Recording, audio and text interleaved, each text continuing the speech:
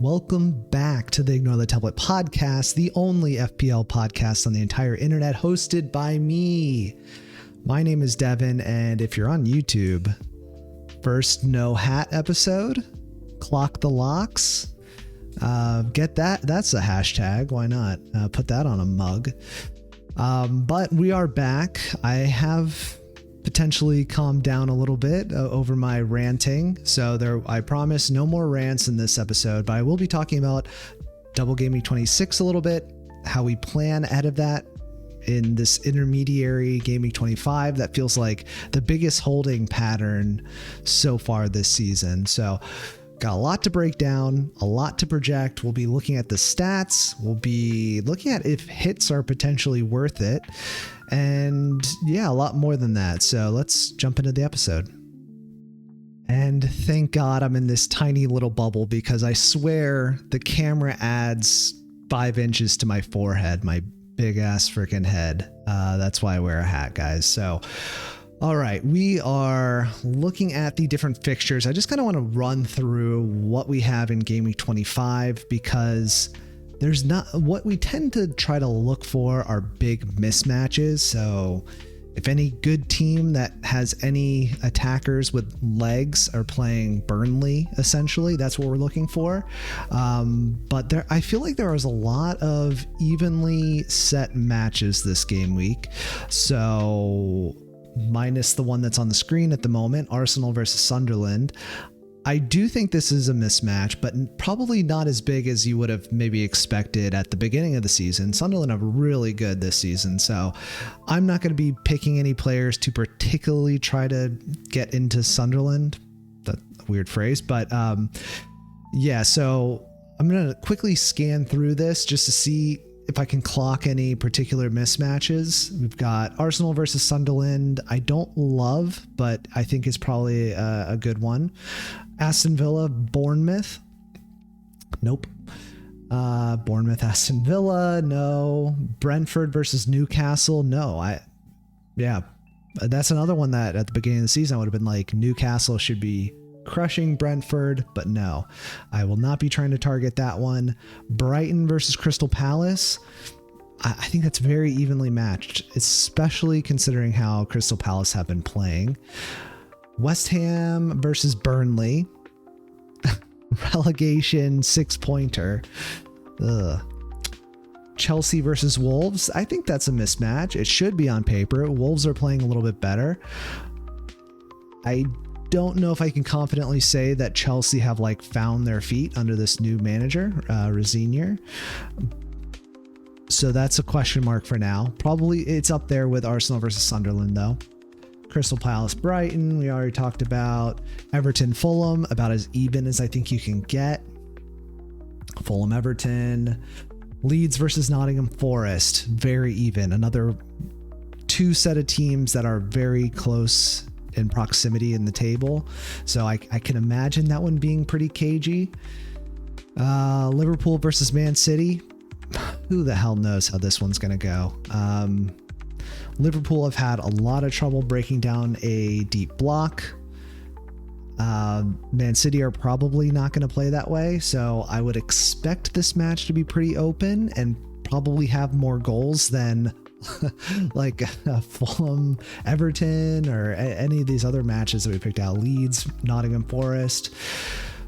I could see goals in this one personally, but would I be going out of my way to target it? Probably no. And that's on either side. I think Man City will get goals. I think Liverpool will get goals. I don't know if I'm bringing in Ekitike for this one though. Man City, Liverpool we talked about. Manchester United, Tottenham. I think this one's going to be challenging. Last updated February 5th. That is today. I am recording Thursday night, February 5th. So Manchester United, Tottenham. Should I say more? I mean, yeah, Tottenham for the vast majority of the season have not been playing well. They've been looking a lot better the past few fixtures. So the same can be said of Manchester United. What way it will go? I could see maybe like a 2-2 draw. I don't know. That one's going to be a really tough game to call. Newcastle, Brentford, we already talked about. I think we've already talked about all of these. We've gone through all of them, right? Yep. West Ham, Burnley, Wolves versus Chelsea. Yeah. Those are all the fixtures. What the hell? Yeah, there's not a lot of mismatches. I think it's partially because West Ham play Burnley. And then it's just like a lot of mid-table against mid-table, Man City versus Liverpool. I think this is going to be a challenging week, and not just because it's been very low scoring for FPL across the past like 2 or 3 or 4 or 5 game weeks, but I could see this being another low scoring game week, which is not good. Okay, now let's take a look at my team. I have it up on fpl.team. We've got Pickford in goal, Lacroix, Gabriel, Tarkovsky, an injured Jackie G, Jack Grealish, an injured Bukayo Saka, Brian Mbeumo, Enzo Fernandez, Bruno Fernandes, Erling Haaland, Thiago, and that's set up in a 3-5-2. On the bench, Gehi against Liverpool away, Mukiele against Arsenal away, Obi is not going to get any points, and Dubravka against West Ham at home. Is this a week to play Dubravka? It's a fair question. Both teams are pretty bad. If you're going to play Dubravka, this might not be a bad week. I don't think I'm going to personally play him over Pickford, but it's certainly a decision. So as I discussed and I ranted about in last episode, clearly I have 2 big injuries that I probably have to take care of. I have 2 free transfers. If I had 3, I'd probably make 3 transfers because I would love to get Timber in. I think that would have been before I recognized how bad of a shape my defense was this week in particular. I thought, Timber's a shoe-in. Timber and Rice are 2 players locked in. Those are going to be my 2 free transfers. But given that we've got Gehi playing Liverpool away and Mukiele against Arsenal away, those are 2 players I probably just want to keep and just bench this week. So because I don't want to play them, because I don't think they're going to get any points, I think it's just worth it to swap Grealish and Saka out this week. Then next week we'll try to move Timber in. We'll see how the Timber situation is floating around because Lacroix against Brighton away is probably not ideal either, but I'd rather chance Brighton away compared to Liverpool away or Arsenal away. Do I take the hit? I guess we will talk about that. So I did want to kind of just give a quick overview of my team to kind of like lay the foundation of how I'm thinking when I start looking up the data, because I'm going to pull up the full spreadsheet. We're going to run through my team and potential players to target, which should apply to everybody, because we're going to be looking at projected points across the next 5. And I think that's super relevant, especially for my team, because I have now benchmarked, as has everyone probably, a wild card in game week 31, which is a blank game week for Arsenal and Manchester City, and I think Wolves and Crystal Palace. Don't quote me on that though, but it's a blank game week. I'm probably going to need a lot of work on my team, but if I wildcard in game week 31, that means I could set myself up for other potential doubles, other potential blanks that come between 31 and 36, I think it is. So that is the tentative game plan. Things can change. I could pop the wild card now and get Timber in, but I just don't think my team needs work. It doesn't need that much work. Like at that point, I'd probably rather take the hit and save the chip. Take the hit and save the chip. I like that. I'd probably rather take a 4-point hit than to use the wild card, because I think the wild card will be much more valuable around the blanks and doubles to really prep for big points. And I need some big points because I've just been straddling 50k ish for like 10, 15 freaking games. When was AFCON? I think that was the last time I got like consistent green arrows. So yeah, let's run through a little quick. Haven't looked at the data fully yet, My general plan, if I were to make the 2 transfers, would be pretty boring, but Saka out. I want to sort by expected points because I'm always curious what FPL.team has to say about this. So it says Salah has the highest projected points for this week. Interesting. Rice. Saka out, Rice in. Makes a lot of sense. Grealish out. Ismail Assar in. That's my thought. I like his fixtures across the next 3 or 4 because I know they play Burnley and they play Wolves, I think next, right after Brighton. On penalties, underlying data looks great. You know, Crystal Palace have not been playing well overall, but I think I might have to ignore that just because there's not a lot of good options. We are very limited on options this season, and it sucks. Like, would I love to go to like Cole Palmer and just go wild? Yeah, but I have literally no confidence that he will be fit across the next few game weeks. So Ismail Assar is probably the call.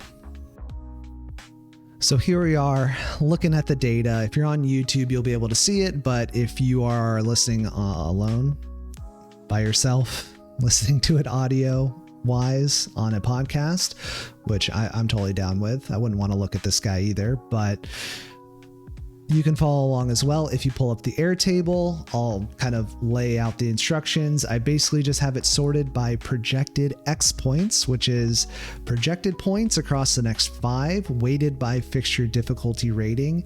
And it's using the underlying data measure here. So expected points per match, weighted by their fixture difficulty rating, added up, and that's the total you would expect to get. There is one caveat because I did realize, because this is a new variable that I added in the data set that I provide for free on Airtable, that link's in the description, it does not account for the double game week. So for Gabriel, for instance, who is the top projected X points across the next 5, it's actually going to be higher, if you could believe that. So the reason it's not accounted for is because I pull 5 fixtures, not 5 game weeks. I am working on that. I should hopefully have that fixed before the next podcast. But yeah, for now, you're just going to have to use your imagination and say, oh, this is probably plus another 7. So for Gabriel, he's probably going to get around 42 points in the next 5 game weeks on average. There's, of course, variance flying around, but that's what you would probably expect if you were to somehow simulate the 5 games coming up 1,000 times or more.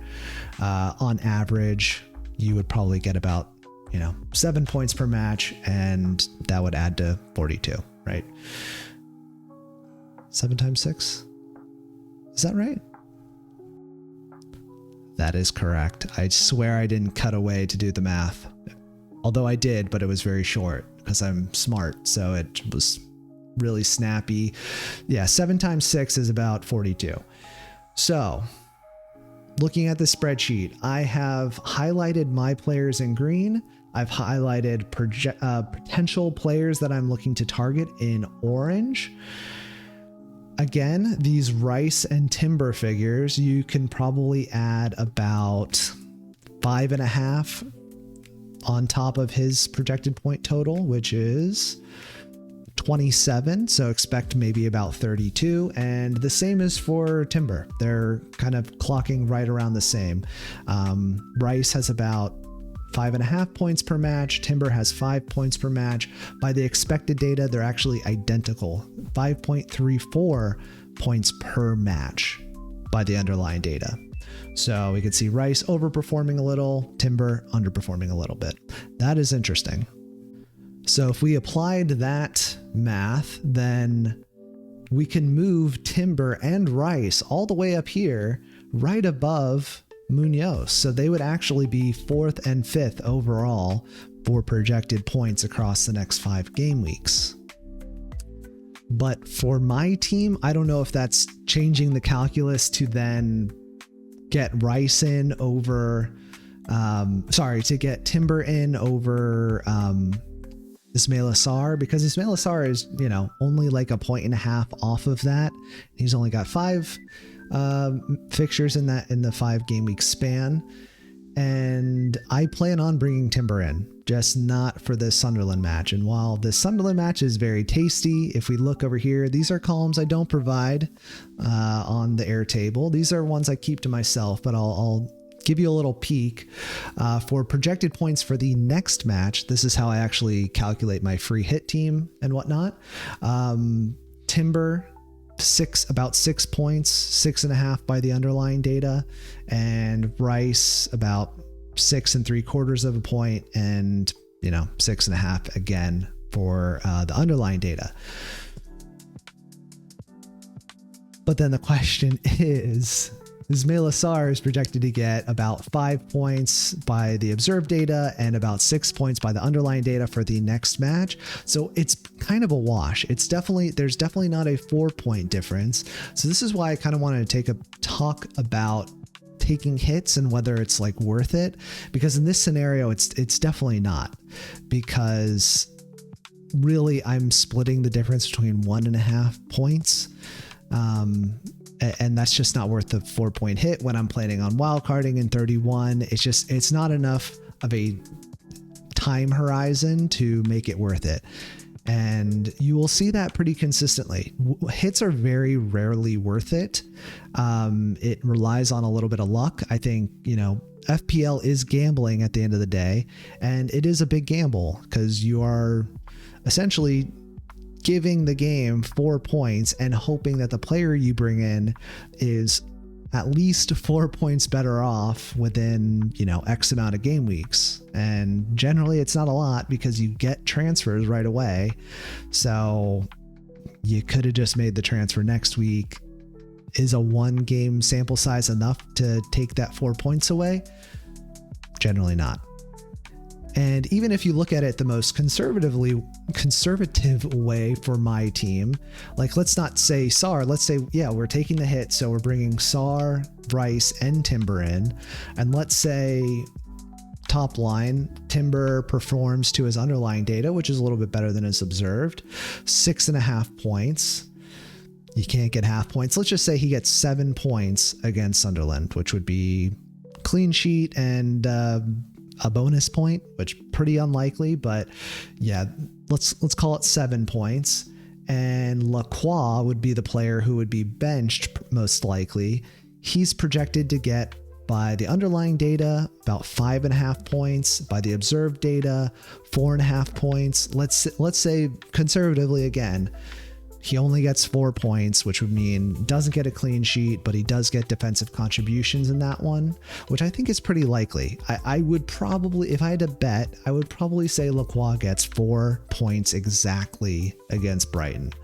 So even with that disparity, it's not breaking the 4-point gap I would need to make that hit worth it. So something to consider. There's more extreme examples, like if I was comparing him to Grealish, this is a wash. His 4.5 projected points are meaningless because he's injured. So in the extreme example where you're getting like a 0, I think it could be worth it to bring in like a Timber or a Rice or Ismail Assar, because they're pretty likely to beat that 4-point gap because Grealish is getting nothing. So as long as they get 4 or more points, which they're likely to based on the averages, then that is a pretty good bet. But for most teams, the majority of teams, this taking hits is just not going to be worth it. So that's my little spiel on taking hits. So let's go position by position and kind of look through my team and see. I kind of want to do like an honest evaluation of, am I overlooking certain players? I mean, I know there's players not highlighted, Munoz or Senesi. Am I kind of blind to those? And should I be bringing those players in over the players I've kind of identified and maybe biasly put in? Okay, so starting with goalkeeper, Pickford is the second highest projected point goalkeeper in the game across the next 5. Their fixtures aren't bad. They are rated 6th overall for fixture difficulty rating.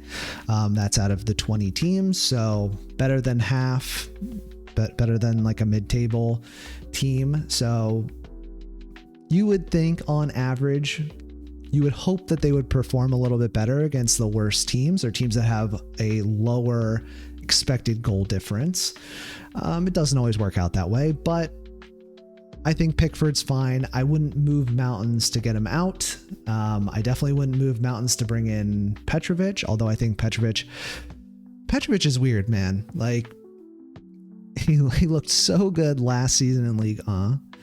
Bournemouth have actually had a pretty good defense based on the underlying data, but they've just conceded so much. And whenever I watch Petrovic, he looks pretty shaky at best. So I think a lot of that expected goal conceding or the observed goal conceding over and above the expected goals that they should be conceding. I think that's kind of down to Petrovic, which is disappointing. Maybe he's new to the league, new to the kind of setup at Bournemouth, but he hasn't been as good as I thought he would have been. So definitely I think that's fine there.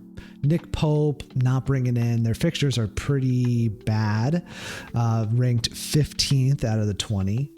Robin Roofs, great goalkeeper, but their fixtures look horrible according to the expected goal difference. They're one of the worst, 19th. The only team that's worse is Tottenham. So Tottenham, you're going to have some tough fixtures by the expected goal difference. Sorry to say it, which I think makes sense. They've got Manchester United up. I think they just played Man City. I think they've got Liverpool up. So yeah, it tracks basically. Oh, and Arsenal as well. North London Derby in 27. So yeah, goalkeeper. I've spent enough time on this. Pickford is fine. I'm just going to stick. Let's go over to defenders now.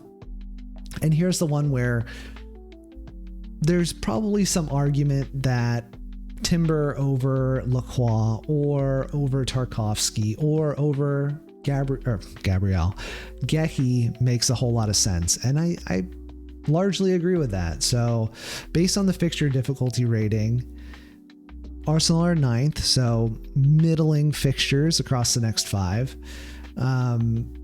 Of course, they've got that double game week in there. That's not factored in. So his expected point total a little bit higher.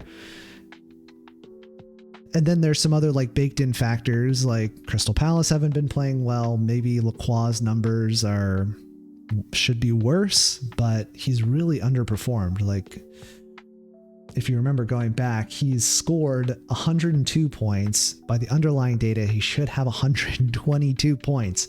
So he's underperformed overall this season by 20 points. Brutal. Kind of the same with Tarkowski as well. 114 observed points, 132 by the underlying data. So I've picked a lot of underperformers so far. Gehi as well. Not as bad of an underperformer. Yeah, it seems like a lot of the defenders are underperforming their underlying data. I wonder if that's to do with the defensive contributions. Maybe that needs to be calculated. Well, it's calculated exactly perfectly, the number that they received, but yeah, I don't know. I need to take a look at that, but needless to say, Drury and Timber, I think, yeah, I'm going to be bringing him in almost certainly ahead of the double game week. Below that, I don't know if I see a good reason to bring anybody else in. Chalobah, I think, is fine, but is he better than Timber? I can perfectly afford Timber.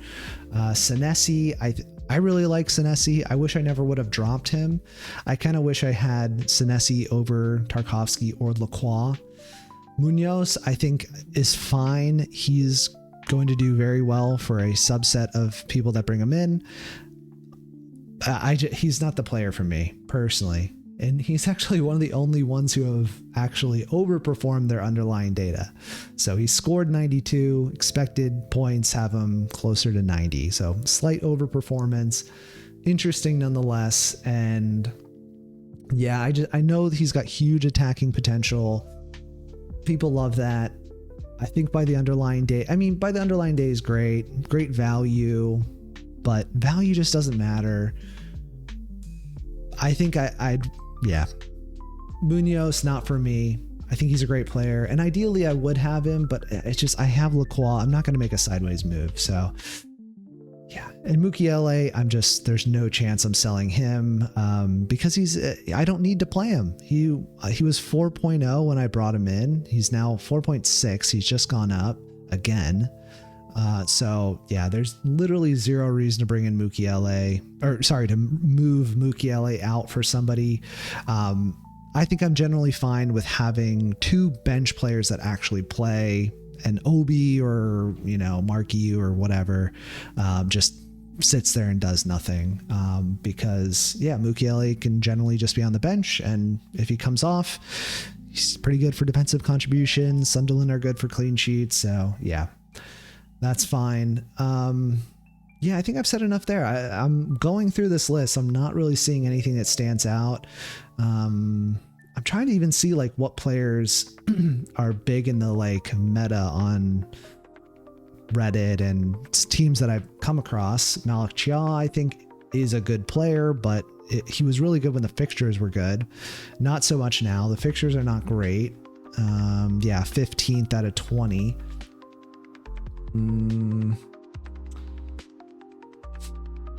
Yeah.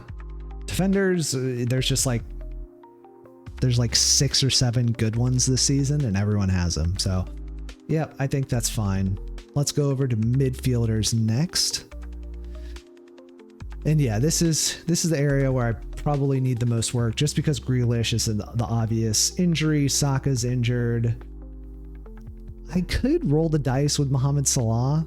Their fixtures are actually pretty good. So after they have Man City, their fixtures are really kind of good.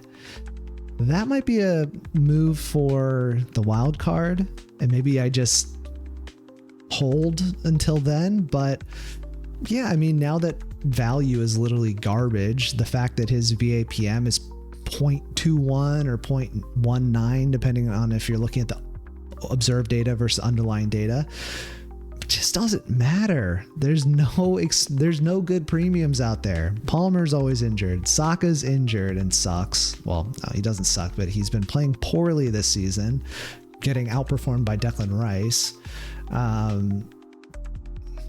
Haaland is fine, but he is like, people are talking about selling Haaland, which I would definitely not do currently, but it sucks this season. Yeah, sorry to rant again, but Mohamed Salah may be an option for wildcard. I definitely wouldn't rule it out. Florian Wirtz, that would probably be the budget option to go for, but Wirtz his value added per million is not great. Although this is a valuable column that I've added in. If you look at the value added per million based on the last 10 fixtures, his value actually looks pretty good, and relative to the players that have outperformed him over the season, his VAPM based on the last 10 is 0.55. That's pretty good, or that's generally good in a season where the pricing model isn't completely broken. But Ismail Assar 0.26 across the previous 10, Enzo Fernandez 0.47, Saka 0.28, Mohamed Salah 0.26, Mbumo 0.49, Rice 0.49. Yeah, so I'm looking down the list. Casemiro 0.56. Lucky son of a bitch. Very lucky player. Garner 0.62, Stack 0.67. As we get closer to like the cheaper players, yeah, their VAPM is going to be higher.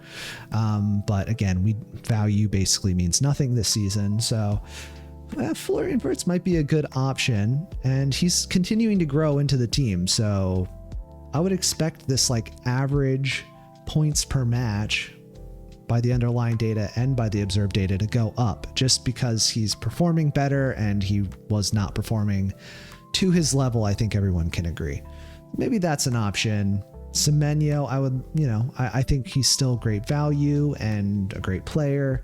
Tavernier's injured. Foden is a no. I just sold him. Sabazlai is a no. Probably from here down, I just would not consider that. But from here up, Semenyo, Gakpo, Wirtz, Rice, Ismail Assar. in consideration for sure. And then let's just zoom over to forwards just to fully confirm that my thinking was correct to basically go for Saar and Rice.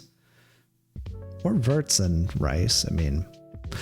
But yeah, Saar and Rice probably is the pick. Erling Haaland, Ekitike, Mateta, definitely not an option now that they've signed, what's his name, Strand Larson. Thiago is fourth for projected points. Their fixtures have definitely gotten worse. They had really good fixtures, and then now Brentford down to ranked 16th fixture difficulty rating out of the 20. So yeah, I've got no reason to sell Haaland. I think he'll pick up form eventually. And even if he doesn't, everyone else has him. So I'm definitely not looking to sell him to like Ekitike, which he's been hot and cold. His minutes aren't always assured anyways. So João Pedro is probably going to be talked about a lot. And for me, it's just an avoid. It was an avoid back in game week 1 when everyone was on him. He did really well, and then he just fell off a complete cliff. I just think the minutes are not assured. I'm not entirely sure what Rosier is doing, and came off the bench, got a goal and assist. That's amazing when you can do that, but players can't always do that in like the 20 minutes that they have available off the bench. So João Pedro would be an avoid personally. Calvert-Lewin, avoid. Jared Bowen will probably be on my free hit team just because of who they're playing this week, but long term, definitely not. West Ham, 10 best fixtures. I probably wouldn't even bring them in if they had the best fixtures in the entire league across the next 5. So yeah, it just makes sense for me to stick with Haaland and Thiago, which leaves basically the midfield for maneuverability. I'm trying to take a second look. I'm trying not to be biased, but yeah, I'm looking at this list of forwards. João Pedro, no. Ekitike, no. Yeah, it's just the midfield. So, oops. Pulling out the midfield again. I think it just has to be Ismail Assar. For the fixtures, Rice for the double game week. And then in a week or two, maybe I'll reassess to see if Florian Wirtz is a good option, because they've got great fixtures, like basically until the end of the season. So he could be a hold. I don't think his minutes are at risk. Yeah, something to consider. But I think for 25 and 26, my transfers are basically set. Ismail Assar, Rice, Jurian Timber. Double game week happens, and then we'll figure it out. But that's my tentative plan. I think the data back that up. Hopefully you all found this informative. Feel free to check out the Airtable. That link's always in the description to figure out your own little schema to see if you can be biased by the statistics as well. You know, really quick, I was actually going to jump to the next segment, but the next segment will be looking at the free hit team. So this is a week where captaincy is going to be kind of split, and I might as well discuss it a bit while I'm on the free hit team, because spoiler alert, Haaland is probably not going to be in the free hit team this week, playing it a little differentially. So let's take a look at who has the best projected points in the next fixture based on expected goal difference, or I should say weighted by expected goal difference. And top the list by the underlying data, but by their expected points by the underlying data, weighted by the expected goal difference, is Gabriel. That's a good one. Let's see if it changes by the observed data. By the observed data, it is still Gabriel, and Bowen is in second place for that. So it's very interesting. Second place for, again, I should probably keep this tuned in. Second place by the underlying data is Enzo, then Bowen, then Saka, fuck off, then Rice, then Bruno, Timber, Chalobah, Tarkowski, Munoz. You get the picture. So those are probably the best candidates for captaincy. It's kind of surprising how low Haaland is on this list. So we go all the way down. He is, it's broken up. But so I can't tell you the exact rating, but his expected point total for the match against Liverpool, 5.07 to be exact by the underlying data, and 5.1 by the observed data. And yeah, that would basically equal an assist like he got last game. So I wouldn't be surprised if that happened, if I'm completely honest. I wouldn't be surprised if Holland got like 2 or 3 goals though. Liverpool defense is very shaky, but by the underlying data, underlying goals conceded, they're not as bad as they've actually been. They've been conceding a ton of goals. That's not on Allison. It's just their defensive structure is complete trash this season. Who would have thought that with 2 wing backs and half of a center back? But don't need to go on. That's a different podcast. But going back to captaincy options, I think Gabriel is a strong one. If you have Bowen, I think that's a strong one as well. Would I go for Enzo? Probably not. Maybe a vice captain, but yeah, I don't know what I'm going to do with my team, to be honest. That was one thing I didn't talk about. So I'll talk about that when we look at the free hit team, but probably Gabriel is a safe one. And I'm almost certainly going to be captaining Gabriel in the double game week, potentially triple captaining him. Hopefully I said that on the previous podcast, but yeah, that's almost a certainty. I don't know when else I'm going to use the triple captaincy chip, so it's about as good as anyone. It's on my radar. Okay, so now we can go over to the free hit team. Okay, we have zoomed over to FPL.team to display the free hit team of the week, which goes up against the official FPL scout team. If this team loses, then I pay out $10 to the mini league top point scorer person of the week. So not overall, but the person who scores the highest points in Gameweek25 for the mini league will get $10. And I've been running this competition all season.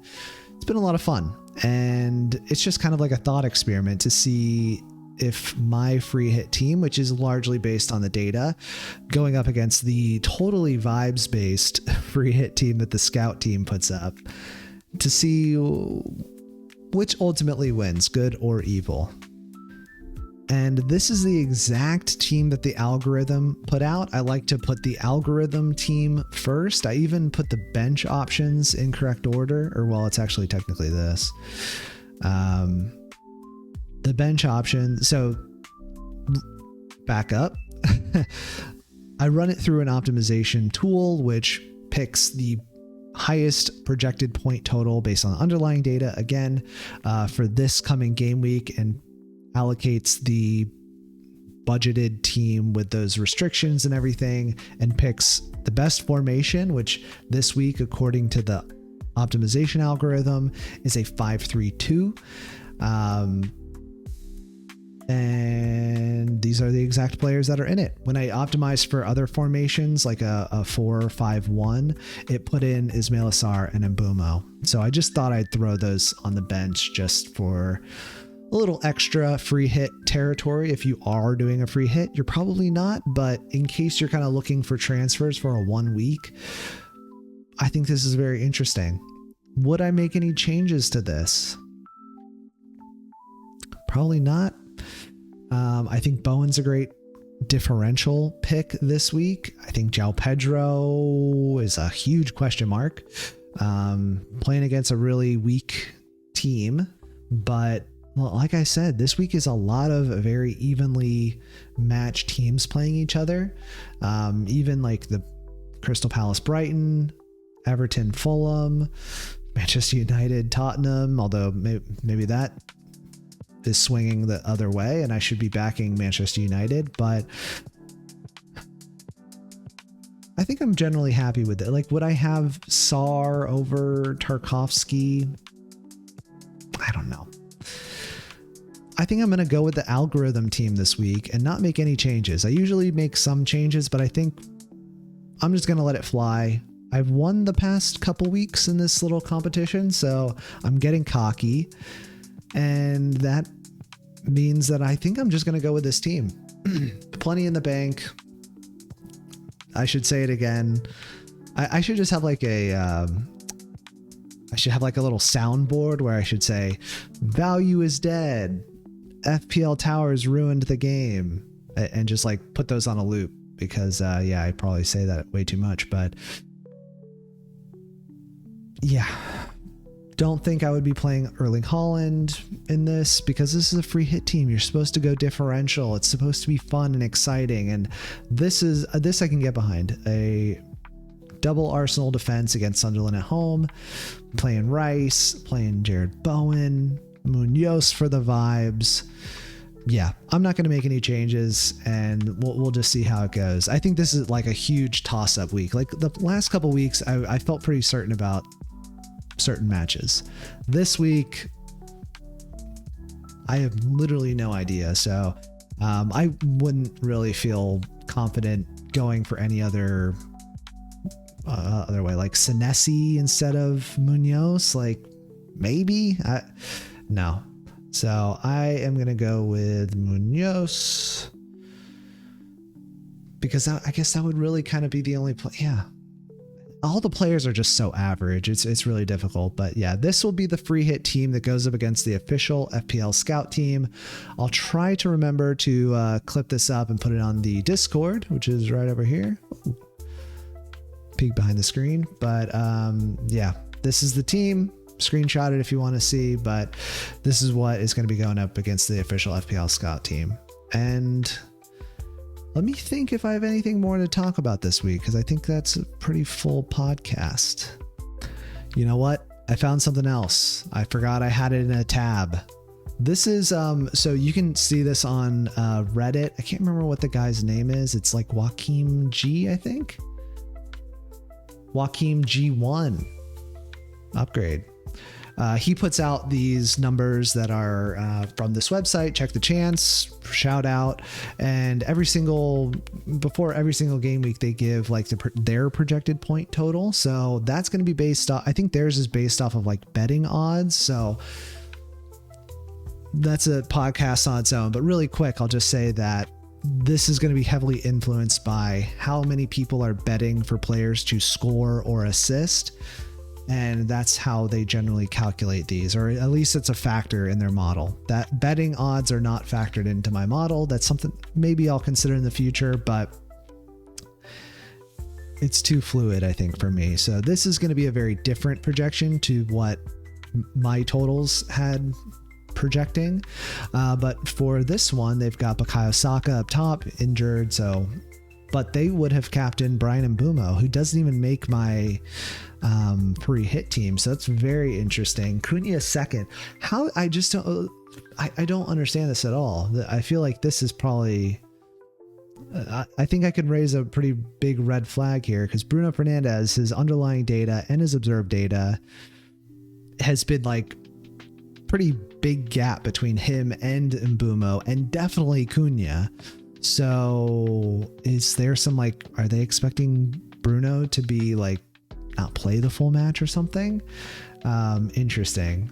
Palmer, I don't mean to trash this, by the way. I like to use this as like kind of a second check. But Palmer, what is that? Fifth, Gabriel all the way down here, Salah, Eze, Holland, Gyökeres. Yeah, if I'm being completely honest, I think I side with my model. I'm completely biased though, so take that with a grain of salt. But I think my model is a little bit more reflective of what I would imagine would happen on average. Because yeah, I just don't think there's any world in which Bruno Fernandes scores fewer points, even if it's a small margin, than Mbeumo, or definitely not Cunha. Maybe Mbeumo can outscore him with some variance, but I think on average across the season, Fernandes would be a better bet. Shout out to Joaquim G. And yeah, let's just jump to the outro, because I think we've covered captaincy, we've talked about the data, we've talked about hits, talked about my team, what I'm basically going to do, and yeah. Zoom into my face. Alrighty, so this is going to conclude the podcast today, and I'm looking at the schedule, and obviously we've got a double game week immediately after Game Week 25. aka in Gameweek 26. So I'm just going to walk through the schedule live and see what we could do. So Game Week starts tomorrow, aka today if you're watching this, which is Friday. Leeds versus Nottingham Forest is the Friday match. Then Sunday is the last kickoff of Game Week 25. The final match is going to be Liverpool Man City.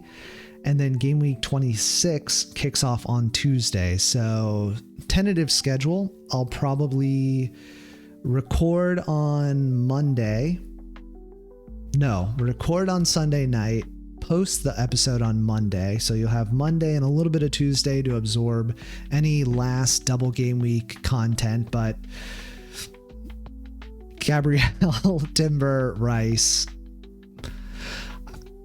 I probably should have mentioned it, but maybe there's an argument for Saliba. It's a very boring pick, and there's definitely not as much goal threat from him compared to like a Timber or Gabriel, but maybe more safe for minutes, especially over a double game week. There's an argument there, especially if you're only going to have an Arsenal defender for like that week. If you're not hot on Arsenal defense, then yeah, maybe Saliba's the pick because he's almost certain to play both fixtures within that game week. But yeah, Tuesday is when Game Week 26 kicks off and it runs through Wednesday. So yes, I will be recording on Sunday night, hopefully posting it on Monday morning. Game Week 26 will kick off, and then that ends on Wednesday, which will mean that I'll probably record Wednesday night and post the following Thursday as well. So there goes my mic. I'm so bad at this. Speaking of, like and subscribe this very poorly produced episode of Ignore the Tablet podcast, and I will see you Monday morning. Good luck, and hit me up on Discord if I've completely fucked this up. Later.